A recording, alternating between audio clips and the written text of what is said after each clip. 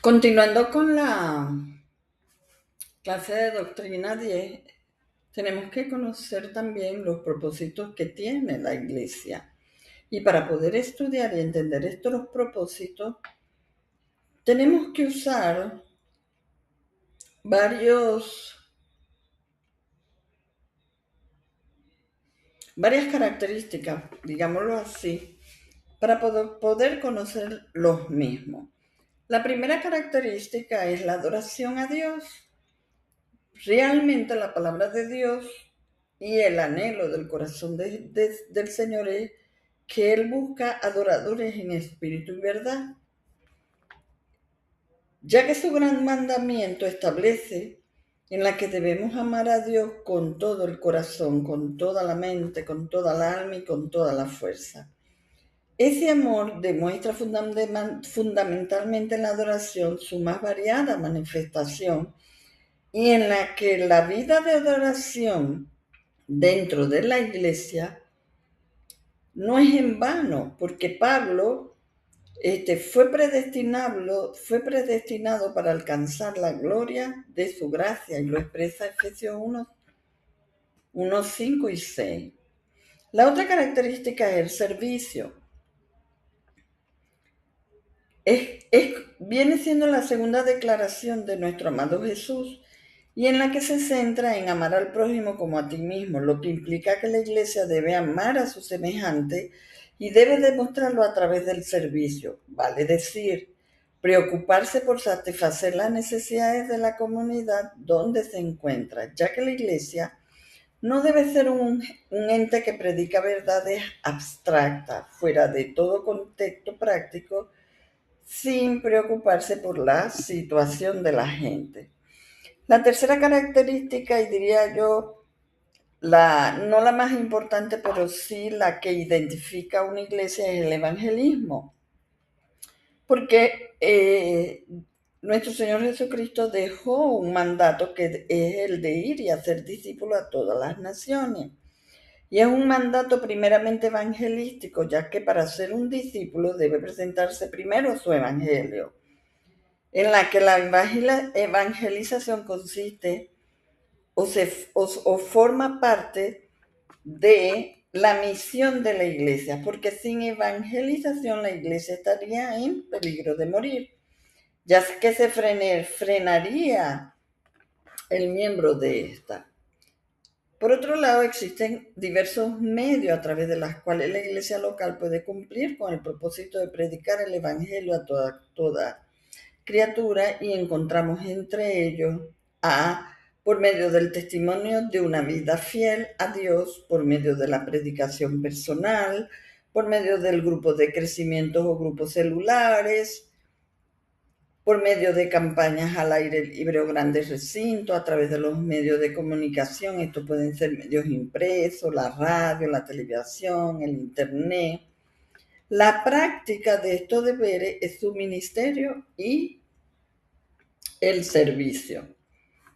Como característica número 4 encontramos la comunión, en donde la iglesia se transforma en el cuerpo y por lo cual necesita estar perfectamente unido para poder funcionar cabalmente.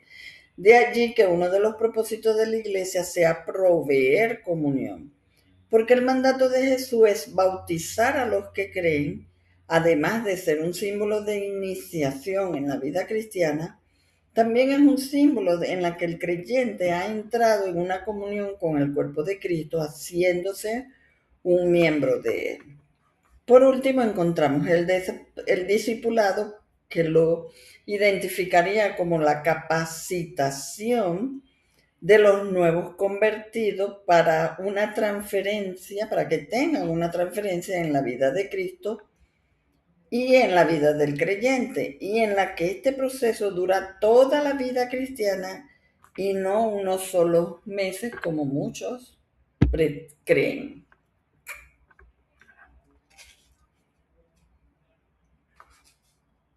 Dentro de la iglesia también debe de existir el gobierno de la iglesia, con la finalidad de comprender el funcionamiento de la autoridad dentro de la iglesia.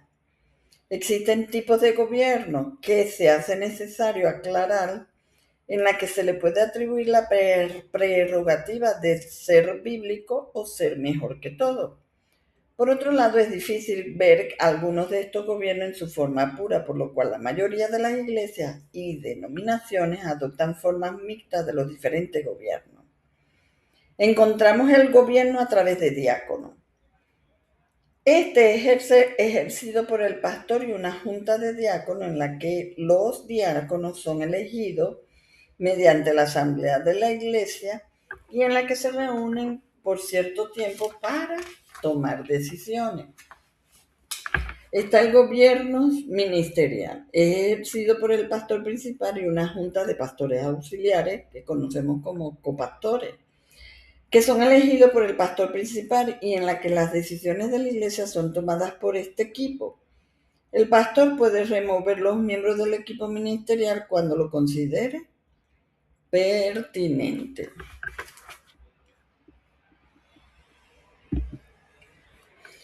Existen unos principios de autoridad de la iglesia. Ningún sistema de gobierno de la iglesia local puede ser tomada como el definitivo o el más apropiado para todas las iglesias. Sin embargo, existen ciertos principios que aplican todas las iglesias y estos son los siguientes. Número 1, el Señor Jesucristo es la iglesia, es la cabeza de la iglesia. Ya lo tenemos por entendido. Es la autoridad máxima y exclusiva de todas las iglesias. No existe ninguna entidad humana que pueda solicitar la prerrogativa del ser la máxima autoridad. En tal sentido, se equivoca la Iglesia Católica al hacer del Papa su máxima jerarquía. Otro error que se puede cometer a menudo es hacer al Estado el jefe de la Iglesia, lo cual también es contradictorio con la idea que Cristo gobierna sobre su Iglesia. Debemos comprender que la Iglesia no es una sociedad voluntaria que tiene el asiento de su autoridad en el consenso de sus miembros. Es un organismo vivo instituido divinamente por el Señor, el cual es supremo y absoluto legislador. Número 2. El Señor ejerce su autoridad a través de la palabra, de manera subjetiva mediante su Santo Espíritu y objetivamente a través de su palabra. Es la regla infalible de la autoridad en la iglesia. No se puede desobedecer a la palabra y pensar que se está obedeciendo a Dios. Todos los creyentes están incondicionalmente comprometidos a obedecer la palabra de Dios, ya que ella es la única regla absoluta vinculante para toda la iglesia. Vale decir, es el manual de fe y de conducta a seguir para poder cumplir la voluntad de Dios. Número 3, el Señor ha instituido representantes humanos para ejercer la autoridad. El Señor Jesucristo ha instituido dentro de sus iglesias ciertos representantes para que desarrollen la autoridad en situaciones concretas y en la que tales representantes han sido dotados con respectivos dones espirituales para poder realizar su labor.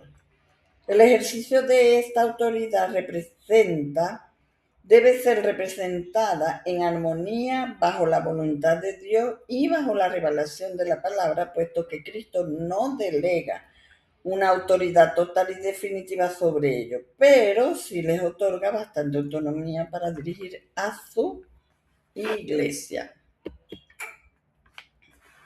Dentro del financiamiento de la iglesia, podemos decir que no se necesitan fondos para comprar la salvación, ni mucho menos para pagarle a Dios las bendiciones espirituales que de Él provienen.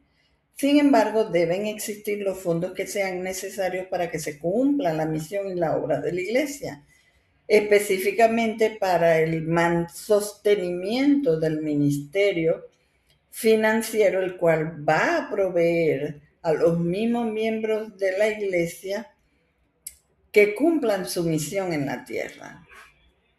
Del estudio bíblico podemos evidenciar que Dios ha establecido el sistema de pago de diezmos, ofrendas y primicias para el financiamiento de la iglesia, entendiendo que el diezmo es la 10ª parte de la ganancia del creyente y pertenecen a Dios. Las ofrendas son aportes voluntarios aparte del diezmo y las primicias son las primeras ganancias del creyente, las cuales son consagradas a Dios. En lo que respecta a la consagración de los diezmos para el servicio de Dios en la tierra, ha sido practicado por los fieles hombres de Dios en todos los grandes periodos de la historia. Podemos verlo en el periodo de los patriarcas, en la que en el tiempo de Moisés, cuando recibiera la ley, los patriarcas pagaban los diezmos para sostener el culto del Señor. En el periodo de la ley, esta misma práctica fue establecida por fuerza de ley en el culto judaico. Su cumplimiento resultó en bendiciones, mientras que la falta de cumplimiento resultó en maldiciones. Los diezmos son propiedad de Dios y el que lo usa para sí mismo está robando a Dios. Está establecido por los diezmos, son de Dios, y todo lo consagrado a Dios en las manos incorrectas se convierte en anatema. En el periodo de la Iglesia, en el Nuevo Testamento, no está sujeta a la ley de Moisés. Sin embargo, a través de un estudio del Nuevo Testamento se hace evidencia que la liberalidad de la Iglesia Apostólica se extendía más allá del pago de los diezmos. Parece que los diezmos eran el mínimo, pero el apóstol Pablo, en el estricto cumplimiento de la ley de los diezmos practicada por los israelitas, servía de base para enseñar a la Iglesia cristiana cómo debe sostener la obra de Dios. Claro está por las Escrituras que el mismo método practicado para el sostenimiento del culto judaico se empleó para la Iglesia Apostólica.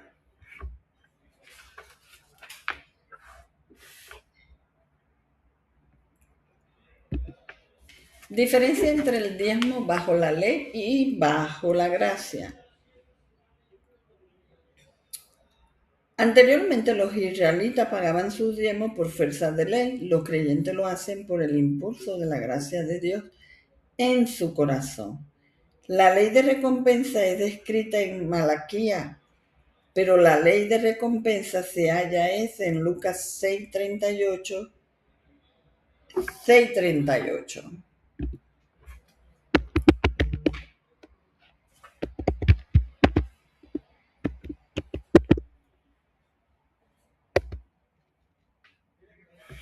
En la que dice: da y se os dará, medida buena, apretada, remecida y rebosando darán en vuestro regazo, porque con la misma medida con que medís os volverán a medir.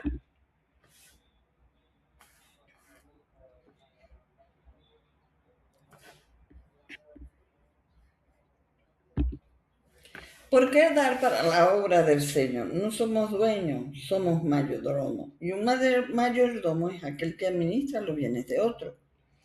Todo lo que tenemos en nuestra vida pertenece a Dios.